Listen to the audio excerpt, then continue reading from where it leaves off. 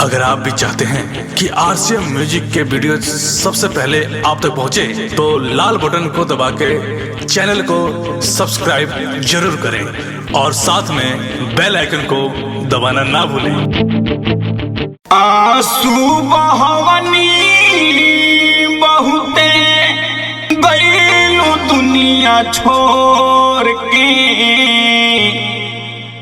सपनों में अइहा माई पोछत रही लोर के।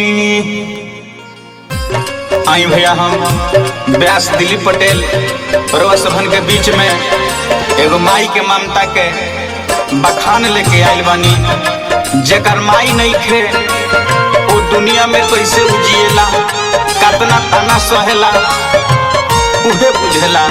जेकरा लगे माई बारी वो माई के रोआ सबन कदर करी, इहे हाथ जोड़ के विनती बा। आंसू बहवनी बहुते, आंसू बहवनी बहुते गईलू हमके छोड़ के, सपनों में अइहा माई पोछत रही लोर के, सपनों में अइहा माई पोछत रही लोर के।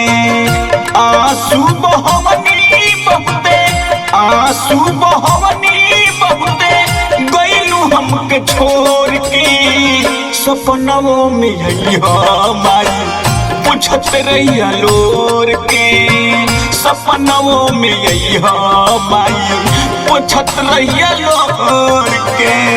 श्याम बाबू माई के ममता अनमोल है, राम बाबू भाई हो, नितेश विकी माई के ममता के कहियो गुण नहीं खे दिया सकत बाबू। ऐसे माई के ममता के गुण गावा, माई के सेवा करो, माई के चरणों में चारों धाम माई के गुण के बखान करो। आई माँ रिकॉर्डिंग स्टूडियो बराहीपुर के माध्यम से रिकॉर्डिंग हो रहा बा। हमारा प्रोपराइटर विकास भैया जी बानी, जय हो।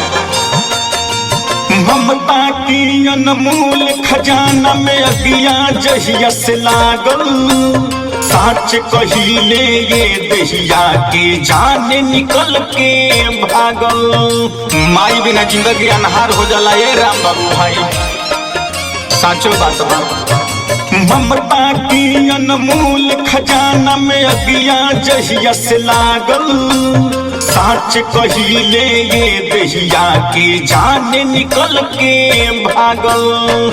करिले निहोरा हम, करिले निहोरा हम धरत पानी गोर के, सपनों में अइहा माई पोछत रही लोर के, सपनों में अइहा माई पोछत रही लोर के।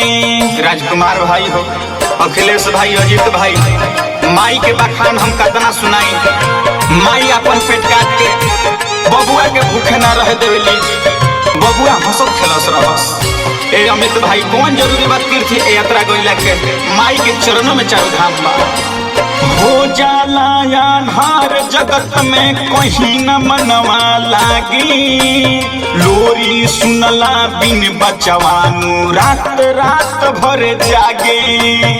माई के ममता बिना कहीं चैन नहीं खे, ए बेटी माई के सेवा करो। हो जाला अन्हार जगत में कहीं न मनवा लागी, लोरी सुनला बिन बचवानू रात रात भर जागे।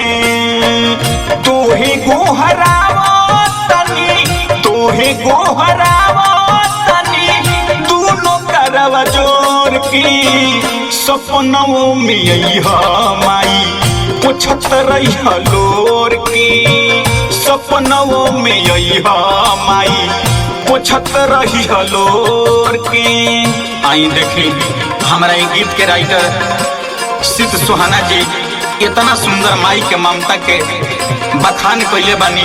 हम माई से निहोरा करब, ए मोरी मैया, ए मास्टर साहब के लिखनी में इतना ताकत द कि यहाँ के लिखनी के पूरा दुनिया कदर करो, ए मोरी मैया। आई मंटू भाई, अखिलेश भाई, रंजीत हो, माई के कदर कर। माई के ममता बिना कहीं गुंजाइश नहीं है। कितना रुपया कमेब, माई के ममता के बढ़ के कोनो रुपया धन नहीं है। शीत सुहाना माई की भाव में रहत बारे पागल। दिलीप पटेल से बोले जैसे दिल बाओ करे दागल। माई बारी तक कदर करी लगन, माई के ना रहला पर बड़ी दुख होला। हो शीत सुहाना माई के अभाव में रहत बारे पागल। दिलीप पटेल से बोले जैसे दिल बाओ कर दागल। कोई से केहू छोरी बोला, कोई से केहू छोरी बोला, आचरा के कोर की सपनों में अइहा माई पुछत रही लोर की। सपनों में अइहा माई पुछत रही लोर की।